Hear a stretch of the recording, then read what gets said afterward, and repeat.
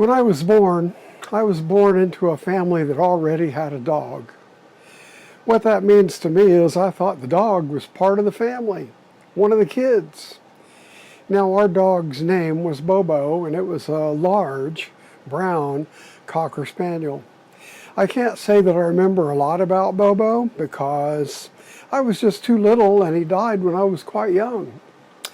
But I do remember a couple of things. It's a family story. I don't actually remember this, but my mom told me that one day when I was about 3, I took off down the road. I was playing outside and I took off down the road and just got out on the highway and started booking it down the beach. And Bobo went with me. And as the story goes, it took a while before Mom noticed I was missing, and she discovered I was missing and just hit the panic button. She thought I was playing hide and go seek, so she looked around at all of my favorite hiding places, and then she just started looking up and down the roads and everywhere and calling neighbors and doing everything she could to try to find me. In the meantime, I was booking it down the road fast as I could toddle, and the dog was right beside me. And as the story goes, Bobo got between me and the road and would keep me from wandering in the road and stayed right by my side the whole trip. And finally some man stopped and tried to get me to go with him to go home, but I wouldn't do it, and Bobo wouldn't let him come too close to me. And then Mom got in the car and started driving around, and she finally found me and the dog walking down the road, and the dog was staying right between me and the street, keeping me out of traffic. Another Bobo story that I do remember, and it's one of the few things I do remember, and it's all kind of vague and cloudy, but we went to this place where there was a big drainage ditch. We liked to go there to picnic and to hunt for snakes and just have a good time. And we were there, the whole family, and there was this big pit there that somebody had dug out with a backhoe, and it was only maybe 2 feet deep or so, and it was kind of grown over with grass. And my brother jumped into the pit and started playing in the pit.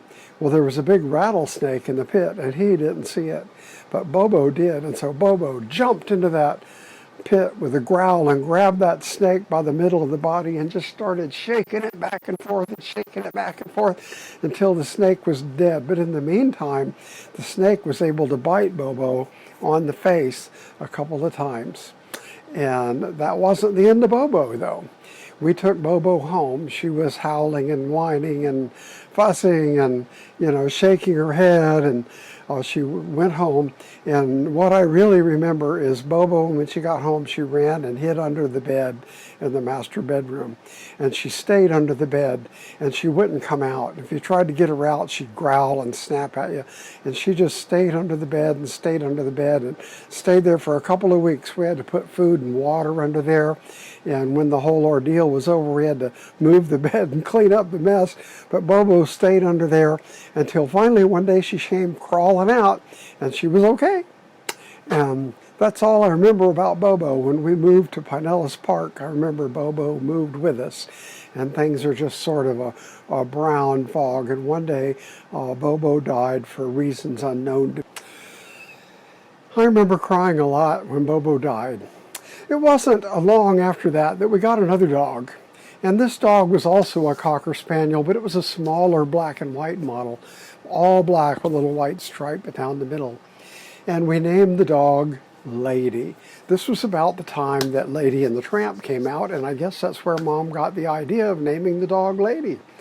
Never name your dog Lady. Bad idea. Very, very bad. I'll tell you why. Lady really liked to defend the property and get after people that walked by. And we had a sidewalk in front of our house. And one day Lady was out in the front yard, and I was sitting there playing in the front yard, and some woman comes walking down the sidewalk, and Lady bristles the hair on her back, and she starts growling and snarling, and she goes charging out after the woman, barking, yap, yap, yap, yap, yap, yap, yap, yap, yap, yap, yap, yap, yap, yap, yap. And the woman gets really scared and kind of winces back in a defensive pose and kind of keeps moving slowly, and Mom comes running out of the house saying, Lady, Lady, stop that! that. Stop that, lady. No, no, don't do that, lady. And the woman thought that Mom was talking to her. And so she got really, really mad. And she's, I didn't do anything to your blankety blank dog. I'm leaving your dog alone. Your dog came out here and started attacking me. And rah, rah, rah, rah, rah, rah, rah. And Mom keeps going, oh, the dog's name is Lady. And the lady keeps right on going. And she was irate and fussing the whole way until she walked out of range of the dog in our property. That happened more than once. Never name your dog Lady. I'm going to have a few more tales about Lady later, but that's all for today.